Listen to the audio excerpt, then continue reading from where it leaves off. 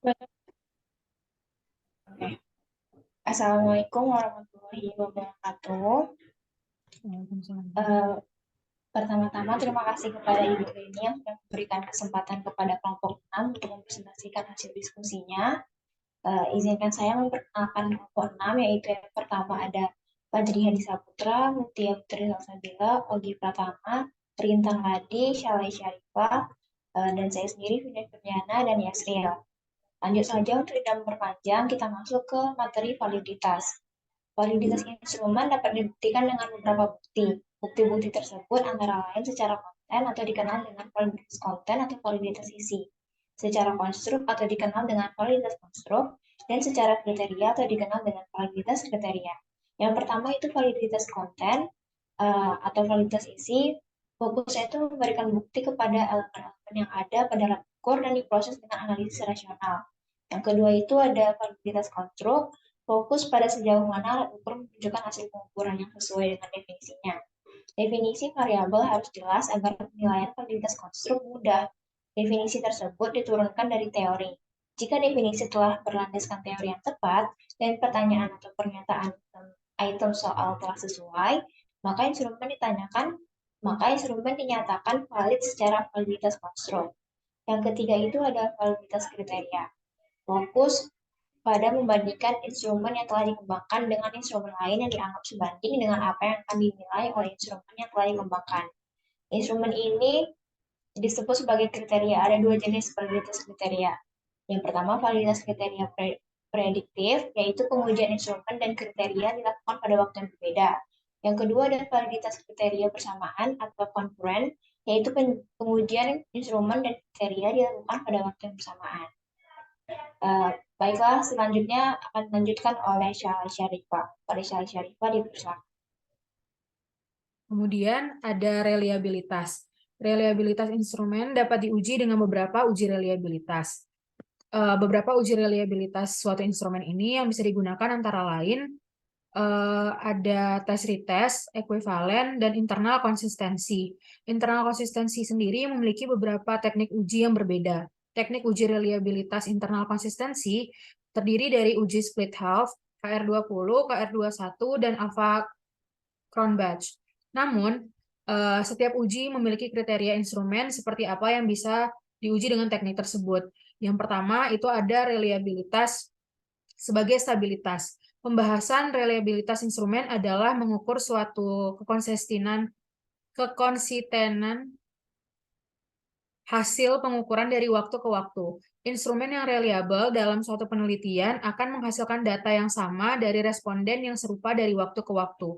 Kemudian yang kedua ada reliabilitas sebagai ekuivalen. Tipe reliabilitas ini terdapat dua pokok pola pikir. Yang pertama, itu ada reliabilitas mungkin dicapai pertama-tama menggunakan format ekuivalen dari tes atau instrumen pengumpulan data. Jika format ekuivalen dari tes atau instrumen tersebut telah dirancang dan memberikan hasil yang serupa, maka instrumen tersebut dapat dikatakan memenuhi reliabilitas instrumen. Kemudian yang ketiga itu ada reliabilitas sebagai konsisten internal. Meskipun metode tes retest dan metode format demonstrasi internal dapat disamakan, reliabilitas membutuhkan tes atau instrumen untuk dilakukan dua kali. Konsistensi demonstrasi internal menuntut bahwa instrumen atau tes dilaksanakan hanya sekali melalui metode setengah terpisah atau split half method. Kemudian ada data statistik. Yang pertama, macam-macam data. Data adalah kumpulan keterangan atau informasi yang diperoleh dari suatu pengamatan. Data ini dibagi menjadi beberapa macam, yaitu yang pertama ada klasifikasi data berdasarkan jenis datanya, kemudian pembagian jenis data berdasarkan sifat datanya, lalu jenis-jenis data menurut waktu pengumpulannya, macam-macam data berdasarkan sumber data, dan jenis data menurut cara memperolehnya.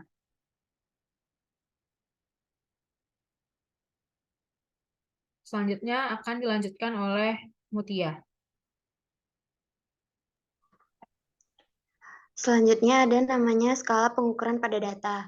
Skala pengukuran pada data itu ada dua, ada skala nominal atau klasifikasi, dan ada skala ordinal atau ranking. Kalau skala nominal itu skala yang pengukurannya yang paling rendah tingkatannya di antara keempat skala pengukuran yang lain. Karena namanya nominal berarti skala ini membedakan satu objek dengan objek lainnya. Terus yang kedua ada skala ordinal atau skala menurut ranking. Skala pengukuran berikutnya ini atau yang ordinal ini mempunyai tingkat yang lebih tinggi dari skala nominal tadi. Dalam skala ordinal ini, sifat skala nominalnya itu dibedakan datanya itu berbagai kelompok menurut lambang ditambah dengan sifat lain, yaitu bahwa satu kelompok yang terbentuk mempunyai pengertian lebih tinggi atau lebih besar dari kelompok lainnya. Selanjutnya, next ya.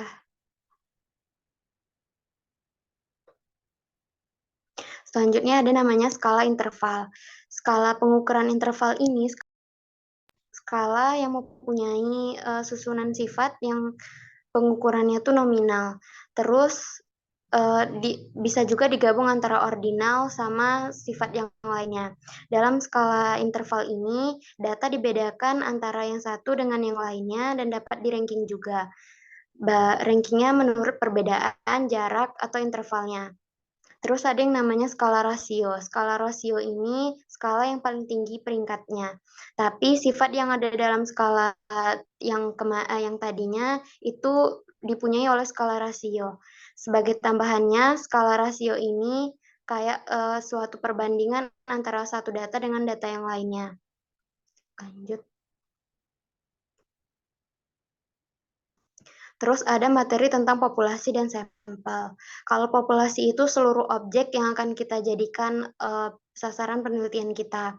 Kalau sampel itu bagian dari populasinya. Lalu ada namanya teknik penarikan sampel. Teknik penarikan sampel itu ada 3. Yang pertama sampel secara acak sederhana atau diambil secara random. Yang kedua secara sampel stratifikasi. Dan ketiga sampel sistematik yang disusun secara berstruktur. Baik, selanjutnya akan dijelaskan oleh Vindia. Nah, kesimpulan yang dapat diambil dari materi kami itu adalah validitas adalah derajat yang menunjukkan di mana suatu tes mengukur apa yang hendak diukur. Cara menghitung validitas menggunakan rumus korelasi produk momen, reliabilitas alat ukur atau instrumen adalah ketetapan atau keajekan instrumen tersebut dalam mengukur apa yang diukurnya. Salah satu faktor yang mempengaruhi realitas ialah luas atau tidaknya sampling yang diambil. Dengan semakin luasnya suatu sampling, maka tes hasil belajar akan semakin reliable. Tes yang diberikan terhadap peserta didik dengan bakat dan kemampuan yang berbeda, maka akan menghasilkan reliabilitas yang berbeda pula. Macam-macam data dibagi berdasarkan jenisnya, sifatnya, menurut waktu pengumpulannya, sumbernya, dan berdasarkan cara memperolehnya. Skala pengukuran pada data ada 4, ada skala nominal, skala ordinal, skala interval, dan skala rasio. Skala pengukuran pada data, populasi adalah seluruh objek yang menjadi sasaran penelitian atau pengamatan dan memiliki sifat-sifat yang sama. Sedangkan sampel adalah bagian dari populasi yang diambil untuk dijadikan objek pengamatan langsung dan dijadikan dasar dalam pengambilan kesimpulan. Teknik penarikan sampel yang sering digunakan yaitu sampel acak sederhana, sampel stratifikasi, sampel sistematik, dan sampel kelompok. Baiklah, sekian saja presentasi dari kelompok kami. Apabila ada yang bertanya bisa ditanyakan langsung di dalam grup atau bisa menghubungi kami dan mohon maaf atas segala kekurangannya dan terima kasih untuk teman-teman yang sudah memperhatikan. Baiklah, Assalamualaikum warahmatullahi wabarakatuh.